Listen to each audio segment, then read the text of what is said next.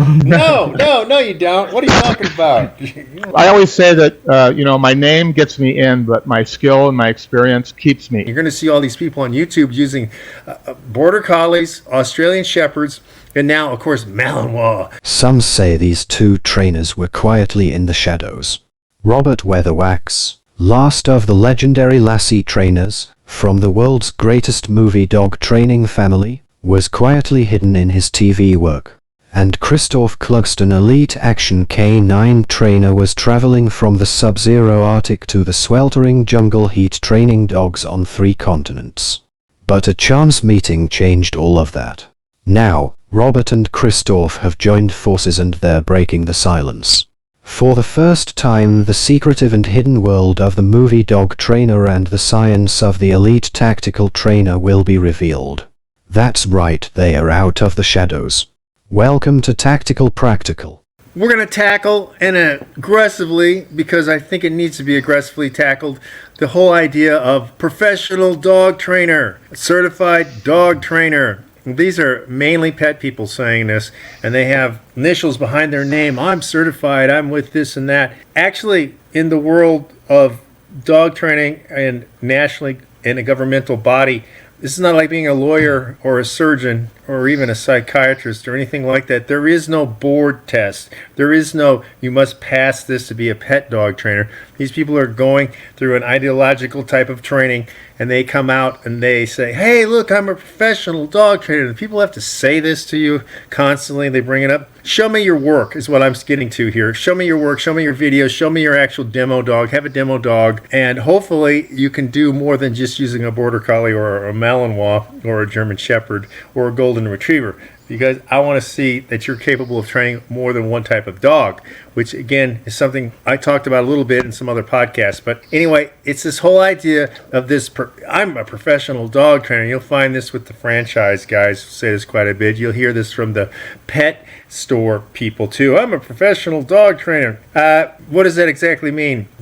Show me what you've accomplished again. Show me your achievements. Show me what you've accomplished. Now, the people who are, and I'm going to go into this later, but I just want to get out front what I'm going to be talking about, and then Robert's going to tell you what he has, his fight with this whole idea is about.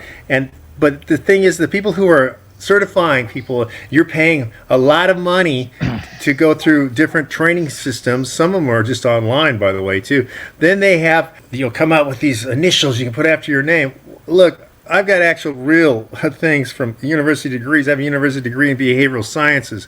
It's far stronger than anything with these people are promoting themselves as. And I got all the operational experience, so does Robert. But the point is here, they're going to come out, and these places have their own internal competitions. Like they'll have agility or dance competitions, which is called freestyle in some places, freestyle dog training, which is kind of difficult. But they'll have this because they want to keep the people on a treadmill with their whole idea, with their whole organization, and it's sort of almost like a cult. It really is a cult, and there is some big ones. Gene Donaldson is one. Denise Finzi is another one. All these people, and by the way, they ran from me when I called them out on "Let Me See You." Call a boarhound off of a boar at a quarter of a mile or more. They can't do it. They run away.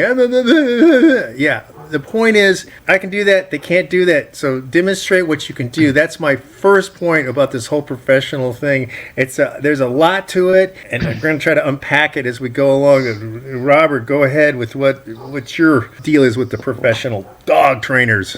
Well, my situation is kind of unique because, people don't typically ask me if I'm a professional because I walk in with the name. And most people know the name who are getting their dog trained. If they don't know the name, they learn who I am. So then that question just kind of goes out the window. And I know that a lot of people who are new trainers are going to want to tell you about all the certificates and the abbreviations they have after their title. But that doesn't give them experience. I mean, a lot of people go to college to get a 4-year degree, but they really don't learn until their first year on the job. And it's incremental, right? So someone who's been training for, professionally for 36 years like myself, and grew up watching other trainers. I mean, I grew up in that family. My dad was a trainer. My grandfather was a trainer. My uncles were trainers. So it was, something that I was surrounded by for years and years. You can't even get that in an 8 to 10 week course. Now, I understand why a young trainer would want to tell you about all their certificates because they don't really have the experience. So I think it's important that you vet, the trainer that you hire, and experience is a big part of it. You want it to be experienced, and you want it to be experienced in the breed of dog that you're having trained, because there's a lot of people who ask me, do I train big dogs, or do I train little dogs? I'm like, do I train dogs other than collies? I hear that stuff all the time. I'm like, I train all dogs. I train puppies, I train old dogs, I train deaf dogs, I train service dogs, therapy dogs, whatever kind of dogs. It just depends on what the goal is. So I'm pretty versatile, and that comes from experience. My dad put it best when I asked him, Dad, how do you become a great dog trainer? And he said, you train a lot of dogs. That's what you do. You train a lot of dogs. And that's what I did. I trained a lot of dogs. And so is Christoph, and he can tell you a little bit more about what he deals with. Right. So that's absolutely operational experience is everything. Okay, guys, in spec warfare, I'm gonna go into that for the military and private contractor stuff. They don't trust people who haven't had operational experience. Okay, so even if you made it through selection and stuff, and you did the first schooling, you still don't have operational experience. And it's not until you get operational experience that you're going to be trusted, and that people are going to rely on you 100%.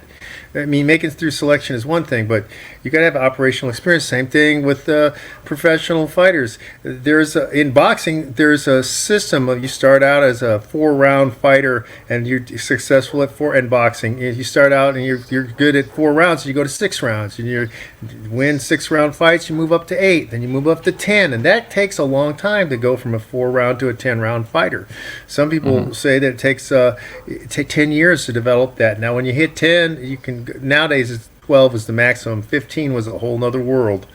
But I'm just saying this, that there's a hierarchy to the levels. And one of the things people will ask me sometimes is like, well, what do you think is a good trainer? I say, what are you talking about as far as a head trainer, what Robert would call a head trainer, the main trainer? Is somebody's got to have 20 years is what I think. You got to have 20. To be completely safe, 20 years, 10 years minimum. And people ask me, well, I don't want to do this, I don't want to do that. I said, well, that's the difference. How do you know about sled dogs? How do you know about military dogs? How do you know about sport obedience dogs? How do you know about gun dogs? How do you know about all these dogs? Because I've been doing it for 50 years. That's why. That's how I know, because your 1 or 2 years can't compete with us. They can't compete with us. That's how I know, because I researched it and I talked to the people who were involved in this stuff, and I did the things. Now I was interested in everything in dog training. One of the things I was encouraged with both of my mentors, where they said, try to learn as much as possible, do everything you can, anything that you're interested in. But in reality, what I'm really interested in the most, of course, are protection dogs, and then also higher level, whatever, pet dog training or movie training, or TV, film, whatever, high level trick. That's what I gravitate towards. I can do gun dogs and I can do sporting dogs. I know how I've done it, but that's not really what I feel that I want to do. So, but I know it. The only way you're going to do it, though, you're going to have to pay your dues. That's something we need to talk about, is you have to pay your dues. Robert's telling you his whole life was an apprenticeship. That's gone. Do you see anybody, Robert? Do you know anybody doing an apprenticeship? Do you see anybody that you've run into, and that come up to you? I'm a professional dog trainer, and they say, okay, where did you apprentice at? Have you No. I don't hear about that. I typically hear about them doing things like they do in Moore Park College back in L.A. Where they have what they call it, animal husbandry or something. It's broad-based, and a lot of people go there on their stepping stone to working in the film industry. Obviously, there's not a lot of film work like in the heyday when I was working in the film industry. But there's still people who want to do it and see it as being much more glamorous than just being a regular everyday trainer, right? So, I always say that, my name gets me in, but my skill and my experience keeps me in when it comes to clients. I have a high expectation to fill, because when I come in with that name, people expect great things. And if I don't provide great things, they'll always compare me to Rudd and my dad and say, well, he was never as good as his dad or his grandfather. So I kind of have a different kind of, I have a different bar to set to meet. But I want to break down, we can go into another discussion on this, but I want to break down the three types of training programs that there are available. There's the PetSmart, Petco kind of thing. The group training class, that's good and for certain things. For example, it's good for socialization. I tell people all the time, if you're going to go to Petco, PetSmart, do it for the socialization. You're not going to get the individual training that you need, but you will get the socialization with other dogs. Then there's board and train dogs, trainers, and those are typically a higher quality of trainer, but also they take the dog away. So I think that when you're ever considering a board and train trainer, you really have to have a relationship with the trainer, and you have to really be aware of the way that they train. Because a lot of people tell me that they've had other trainers and it's not aesthetically pleasing. They don't like the way they train the dog. It doesn't look good. So they tend to find something else that's more comfortable, because people love their dogs. They don't want their dogs put through hell in a training program. And they want to know that the trainer, if he's going to be sent away, that the trainer is going to treat the dog well, and he's going to actually work with the dog and not lock him up in a crate for 8 weeks and then ask for a bill, right? So, and they're typically more expensive. Now, what I do is I'm an in-home trainer. I travel to people's homes. That's why I don't drive an F-150, right? I get good mileage. And I travel to my clients, and I address the problems where they exist, because a lot of these problems don't exist somewhere else. Barking at the window may not happen in a foreign environment. But when a dog gets comfortable in their environment, they start to take liberties with things. They get comfortable that, it's the same mailman, it's the guy across the street, it's that orange cat that I don't like. And they find things. But when you take them away from that environment in a board and train situation or a group training situation, you don't really address the environmental problems that exist in the household. So those are the three arenas, and I'll let Christoph take it from there as far as what he thinks about the three various options that are available. Yeah, there's a lot to be said, because the things are, dogs are situational. Humans are too, but dogs are more situational than humans are. And what Robert's talking about, because they're comfortable, it's their territory, and they see it as their territory. Now, if you take them, that's one of the things. So it can be good. It's good to train dogs in a park, for example, somewhere neutral. That's not their territory, and it's not another dog's territory. So then you don't run into a lot of problems. And if you're trying to teach, if you're trying to learn new things, the dog is trying to learn new things, this is a good environment because it's neutral, and so you don't have a lot of built up baggage. And they do. I mean, canines have built up baggage just like humans do. And the thing is, but if you're trying to eradicate certain behaviors, they're going to be situational and very situational. So that's what Robert's handling. He's talking about doing that. Now, I want to. There's a lot here to say, and it may seem like we're zigzagging all over the place because we haven't made an outline and we don't rehearse. We're teleprompter free here. So what I want to talk about, though, there are some good dog training schools, and they're expensive.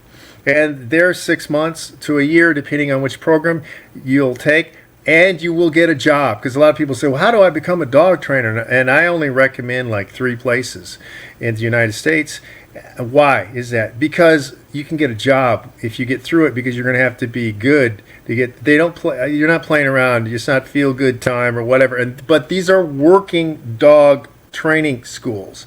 You come out, you know how to train protection dogs. You know how to train narcotics dogs, that sort of thing. So you work as an adjunct for kennels, adjunct for police forces quite a bit, because police guys are usually handlers. They're not trainers. And there's a big difference. There's a massive difference between being a handler and a trainer. They're not on the same level as a trainer. Handlers are never, they don't understand the dogs as well. No, I don't care what they say.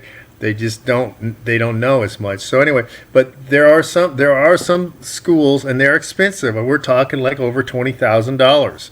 So when Robert and I are talking to you, and what we're offering you from our years of experience in doing these things is it's worth a lot of money. So when people I want to just hit everything here. Here we go again, Tangent City. But people ask me all the time, hey, can you be my mentor? Would you give me this advice? Would you give me that advice? And basically, if you're not willing to invest in the amount of money that I'm going to ask you to, or Robert's going to ask you for, to be mentored, because you haven't proven yourselves. Again, you haven't proven yourselves to us. If you're unwilling to do that, why would we invest our time and spend everything that we've learned over years, that we had to pay for, that we had to suffer for, that we had to sacrifice? I mean, who did all the years? We did all the years. Who did all the traveling? Who had to clean up after so many dogs? Who had to wake up all the time at 5 a.m. and take care of dogs?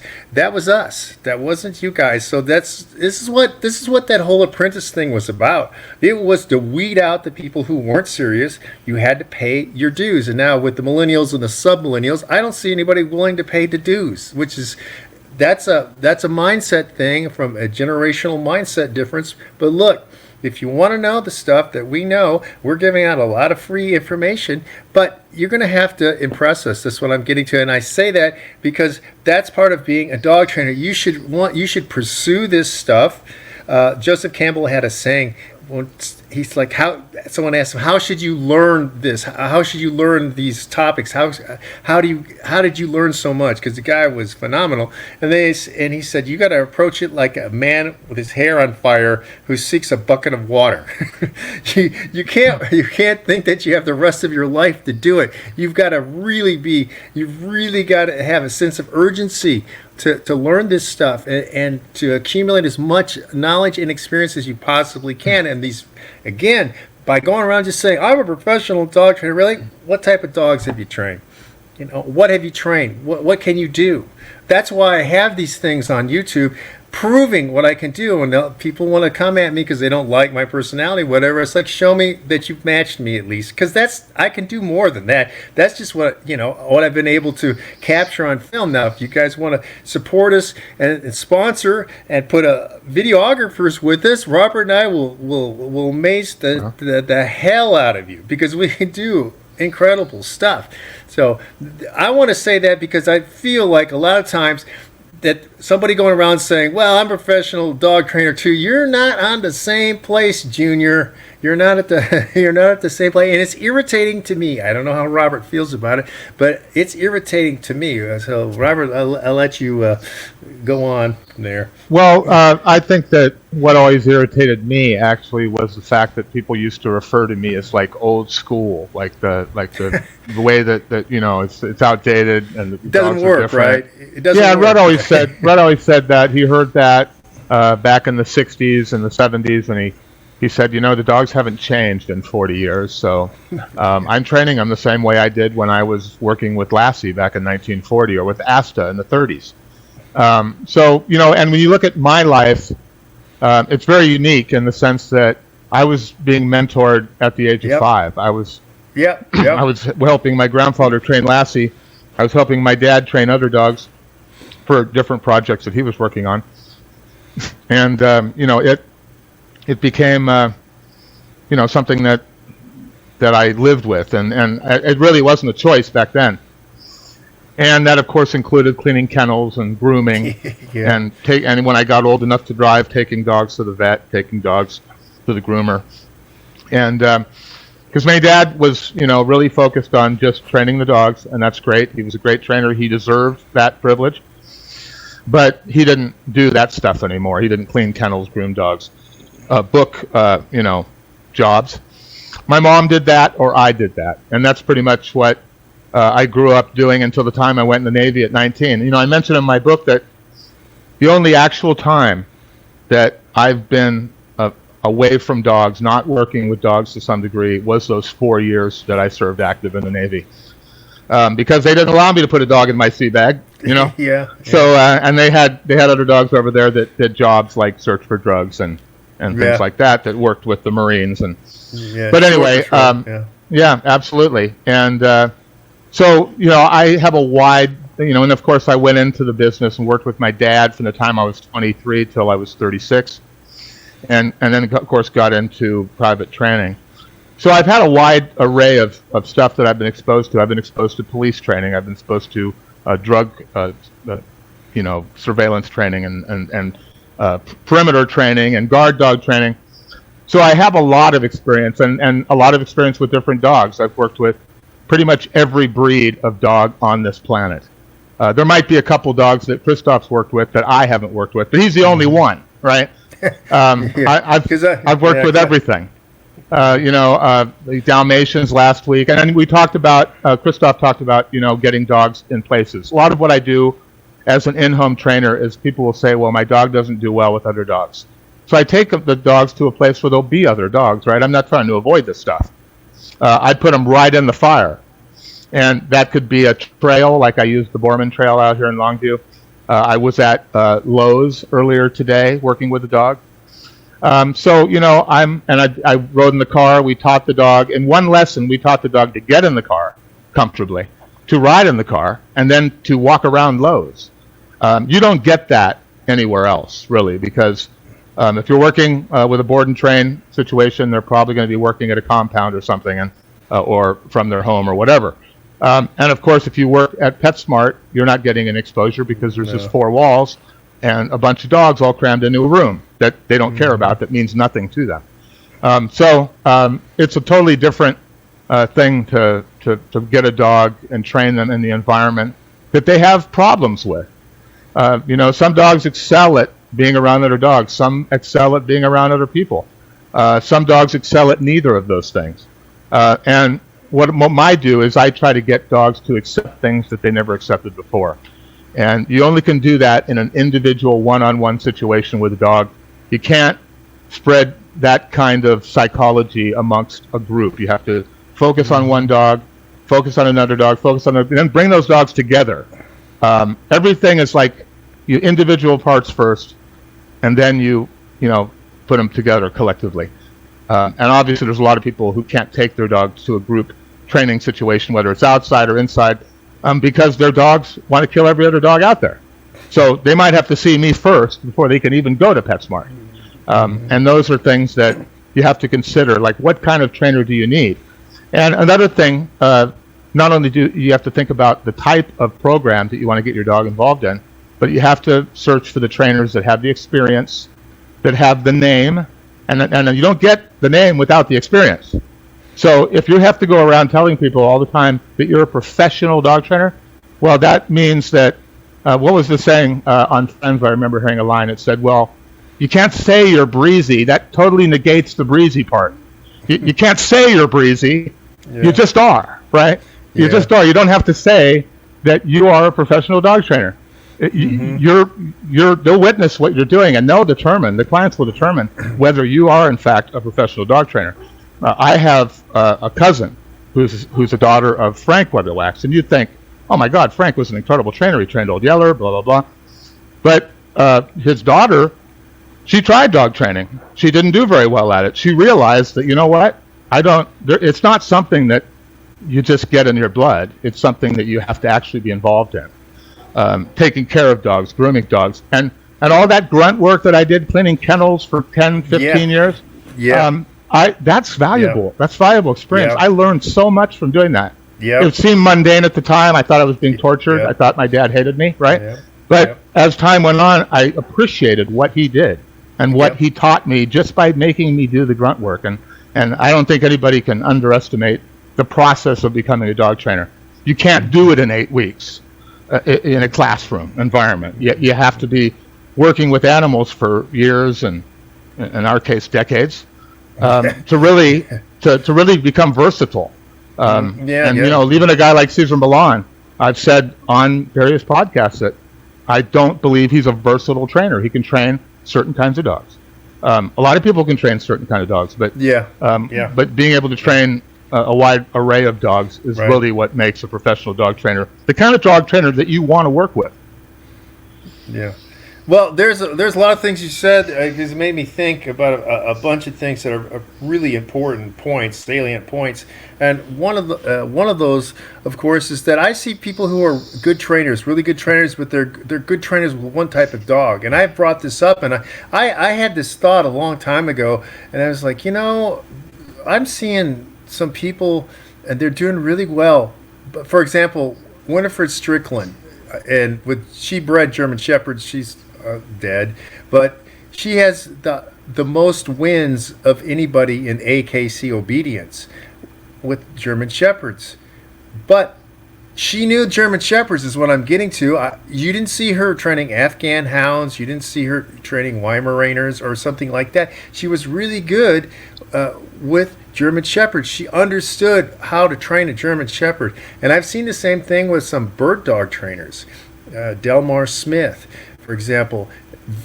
Incredible what he did. He was a legend with gun dogs. He's dead now too. But it was a type of dog because they understand the psychology of that type of dog.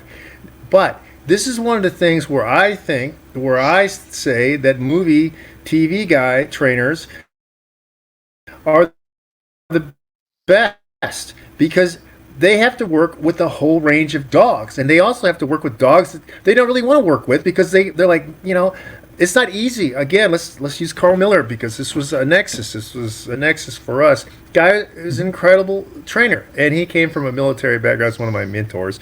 Both of my mentors were military trainers, and did movies and TVs and stuff.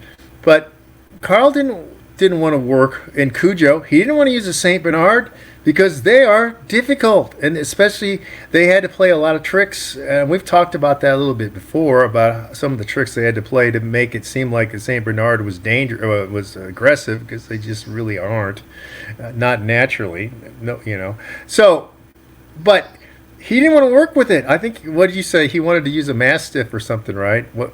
Yeah. He didn't want to use a Saint Bernard. And not only that, but Saint Bernards were harder to find at the time. It was easier to find a wide array of Mastiffs that he could choose which dog he thought would be the best. I think he had to use, and it's the same thing when we did Beethoven, Carl and I, and Glenn Garner. We had to find, a Saint Bernard, and the first dog we got didn't make the cut. So we had to find another dog, and eventually we found Chris, who ended up doing Beethoven. But when I talk about my dog training, people say, "Oh yeah, you had the Weatherwaxes guiding you through your life." But when I became a professional, Carl Miller became kind of my second dad as a trainer. He was the guy that taught me things, the guy that sat down and said, "Rob, this is the way you make a correction with a leash. It has to have snap." Or he just was always tutoring me. Some trainers don't like that. But I did, and I respected Carl, so I took all the advice that I could get from him. And as well as Glenn and Boone Nar and all these other people that I worked with along the road. Same with Lassie. I mean, you can see, of course, I know that Rudd went on, broadcasts and said, "Oh yeah, Lassie's the greatest dog. I love that dog. I always wanted a collie." He did not want a collie. No. Lassie, he wanted a German Shepherd. He wanted a Rin Tin Tin. Yeah. He wanted a traditional kind of dog. He wanted to show how good. Yeah, exactly. And the fact that he made Lassie into the icon that he became is not a testimony to the breed of collies, which are great breeds. Don't get me wrong, but they're not like specifically suited for movie work. And he made those dogs, who are a very sensitive breed, made that dog impervious to anything that was going on around them. And you can do that with a Shepherd or a Border Collie much easier than you can do it with a Collie or a Borzoi or some kind of weird breed, right? And Collies were considered kind of a weird breed back then. Not Lassie made. People keep thinking that Collies were great before Lassie, but Lassie put Collies on the map. Yeah. And forever, if I ever walk a Collie down the street, people will always say, "Lassie, Lassie." It's not Lassie. There's a million Collies out here. But they just think of Lassie, right? Right. And that's recognition. Yeah, exactly. It's stereotypes, That's why after Lassie, it was really hard to get jobs for Collies because, they stereotyped Lassie, the Collies, as a Lassie dog. And we didn't want dogs that overshadowed the other dogs just sitting off to the side because, oh, that's Lassie. No, that's just a collie. So we put some ugly dogs out there, right? Put some ugly mutts out there and get them to take some of the, say, oh, yeah, look how great this other dog looks compared to those ugly ones over there. Yeah. But we love mutts, If we didn't have to double them, mutts were great because they've been through so much. They had this cross genetics of different breeds, which gave them the highlights of both breeds, right? Right. Also, the negative features of both breeds. So there's a lot of things that go into dog training, as well as finding a way to train every dog out there, not to be able to adapt to different breeds. Right. Okay. Let me say this because that's one of the other points I wanted to get to because that's something that's incredibly important to say. I've said it before, but it needs to be. There's a few things I'm just going to drill all the time. I'm going to say it all the time because you need to hear it. Repetition is the key to learning, as we know. That's how we train dogs. Association over and over and over and over. And the same thing with you people out there. So, and this is the fact that we don't just train in one way, and that's what you're going to find. You're going to find these people with the professional. I'm a professional dog trainer. They know how to train one way, and most of it's because of their ideology. Oh, I'm a force-free trainer, or I'm whatever. And the thing is, they're not looking at performance. They're not looking at the end results. We're trying to achieve a goal because nobody cares on a movie set. Like, hey, I'm using the Cuban hybrid method to train the dog. Hey, shut up. You know what I mean? I want the dog to do this in this next scene. We don't care about your hybrid Cuban method. Same thing with tactical dogs or sled dogs. Hey, I'm using the East of Nome lead dog method. Nobody gives a good, goddamn. They don't care, right? We care about the performance, and the thing is, we know more than one way to do this. And Robert was bringing up something. I'm going to go back to it, and it's like, we make the method fit the dog. We do not try to make the dog fit the method. That is a massive difference. And the only way you can do that is if you have a whole lot of tools in your toolbox, basically, and you have a lot of skill. And the only way you're going to be able to do that is if you've been around for a long time, because you need to learn. That's what Robert's saying. You learn from, of course, he learned from Rudd, he learned from his dad, he's learning from his uncles, but he's learning from Carl. And other guys, he's picking up stuff. That's the way everybody did. That's what Frank Inn said too, And I think the dog that took the heat off of Lassie was Benji later. I think that's really the first, because Rin Tin Tin, Strongheart was before Lassie. So Lassie became the as everything's Lassie. And we cannot. And anybody that would say that Rudd is not a good trainer has really got their head up their sphincter. I mean, they know nothing about dog training. Any moron, millennial or submillennial, oh, it's old. Let me show me 40 or 50 movie scenes that you've done, and none of them. They don't have it. Number one. Number two, they can't do that river crossing scene. That's an icon. We're gonna break that down sometime coming up because it's just that is one of the. And there's a Rin Tin Tin couple scenes we could do too. But actually, Carl has a reenactment that he did online of Rudd doing that scene. Yeah. But my point being is that Rudd is an incredible trainer. Anybody trying to defame him doesn't know what they're talking about as far as dog training goes. I mean, you don't know what you're talking about. Carl Miller, again, this guy, when he was my mentor, he was on his meteoric rise. The other guy was more famous. The one I had before Carl, it was the same time, but he started before Carl. But Carl, I think, went past him. Definitely. The point is that you got to have a lot of experience to have more than one method, because if you're going there, it's like, well, how are you going to train this dog? Well, I have general ideas. I do general things. I'm going to do this, but I have to look at the dog psychology of the dog to know the dog to train that dog. Because like Robert's saying, it's one-on-one, really.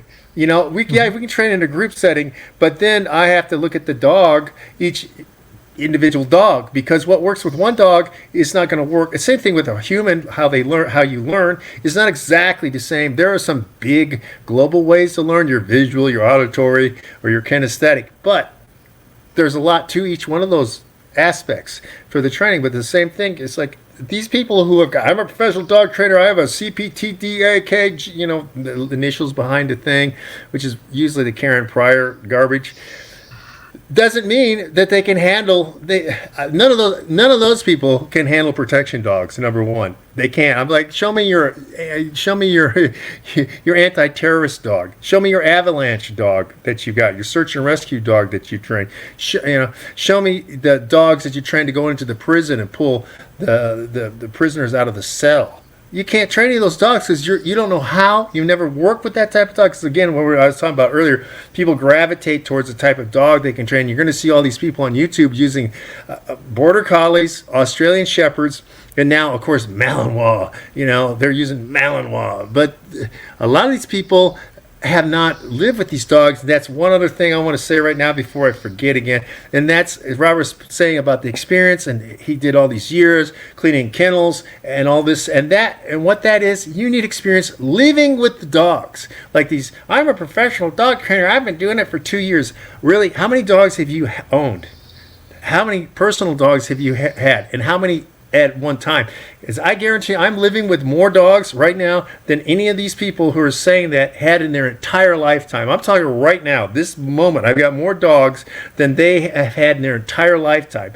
And they generally don't have more than one, maybe two personal dogs. And the dynamics change. Like Robert was saying in another podcast, we were talking about the stupidity of the alpha stuff. When you get I've noticed it's like 5 or more dogs.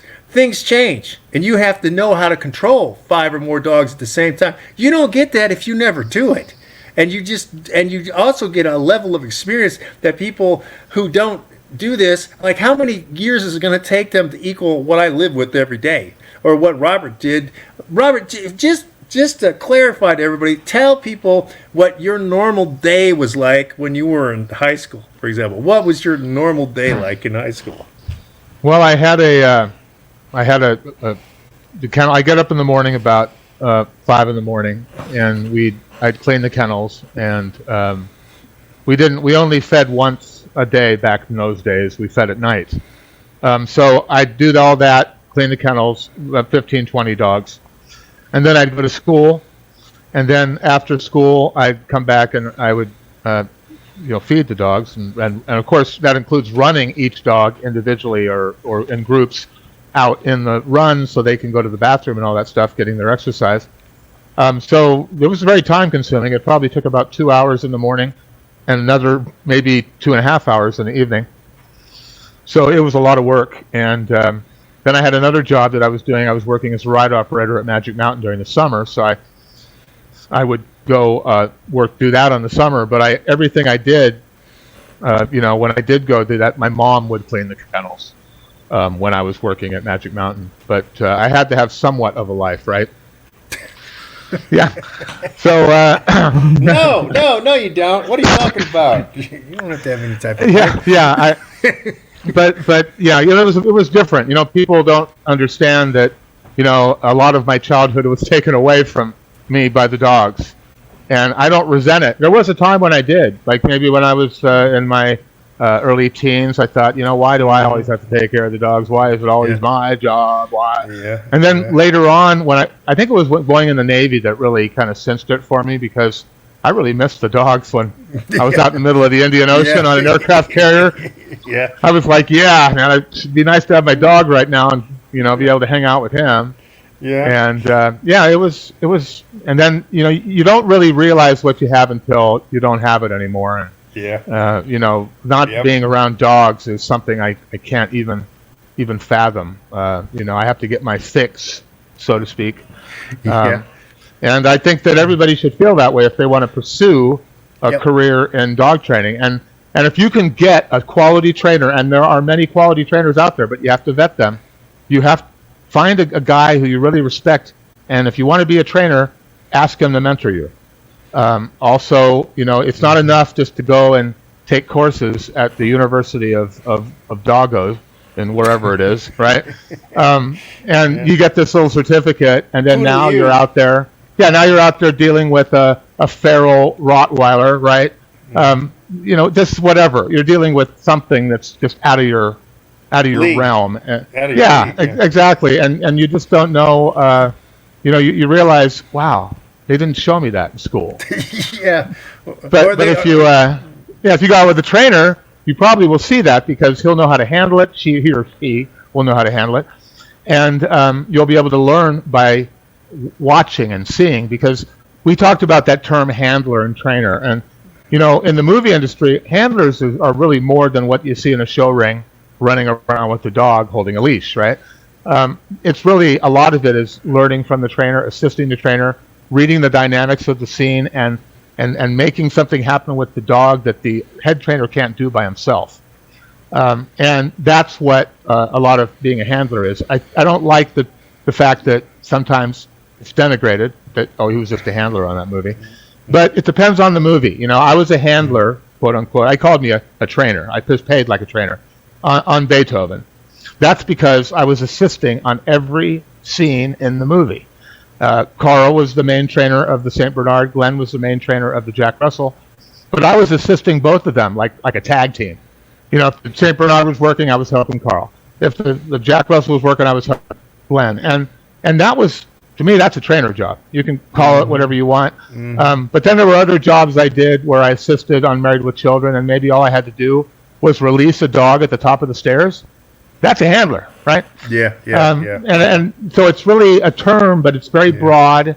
And in order to become a trainer, you have to be a good second trainer. You have to be able to learn how to assist a trainer and be able to read what he needs. Oh, he's looking for this. Oh, he's looking for that. Oh, the dog needs water, whatever. And that's what a handler does. He reads what the trainer wants and has it for them. And that's that comes with intuition and having worked in that situation to where you can read the requirements of that particular scene. Yeah, this is it's something that's again that goes to being your apprentice. You've paid your dues. This is one of the things I like to say to everybody about everything nowadays. The generational differences is you got to pay your dues. If you cannot shortcut paying your dues. I know everybody wants to, like, people standing in line for the voice competition. Oh, this is my last chance. Oh, you haven't done anything. What have you done? Have you spent, like in the old days, rock and rollers were spending 15 years or more living in their cars and stuff, sacrificing, and they were playing the circuit, not getting paid very much, and still pursuing their dream. I can give you specific examples, but I don't want to go down another tangent, so I'm just going to leave it at that. But the same thing with the dog training. Now, Robert is not really promoting himself enough here. You have a unique opportunity to be in touch with a part of history that's not going to be here forever. I'm not planning to bump them off, people, before you get weird with some conspiracy theories here. But but there's a connection here to the movie industry that goes back, and I know all of it, but I wasn't involved in it. This is here, and so what am I saying? I'm saying, like, we're going to be offering people chances, the ones who are qualified, the ones who really want to do it, not just people who are kind of, oh, that sounds interesting. Now you got to have it in your fibers. You got to have that, your hair on fire, seeking the bucket of water. Same thing. But we're going to be offering these chances to learn from workshops, mentoring, or sometimes called shadowing too. They're slightly different, but those opportunities exist. So you got to contact us. And what we're doing here, again, this is one of my dogs. That's Gilgamesh, and he's just turning around to go back to sleep. Okay. So anyway, the whole point is that we're going to be offering all these opportunities to learn from us, because take example that, hey, a lot of people want to call us dinosaurs or something like that. Well, then here's your last chance to get to Jurassic Park, as it were, and learn from us, because show me other people that you're going to get 100 years worth of experience to learn from. You're just not going to get it. So again, people, show your support by subscribing, liking, sharing this, because we're offering something totally unique, and we're doing this because we care about the dogs mainly. We care about the dogs, but we also care about those rare people who really want to be dog trainers and don't want to just go around saying, I'm a professional dog trainer. I'm a professional dog trainer. Look at me. I went to Karen Pryor's academy and blah, blah, blah, blah, blah, blah, blah. And I have a lot more to say about this, but it'd go on for hours if I do. Anyway, so Robert, Say one more thing too before we go. Yeah.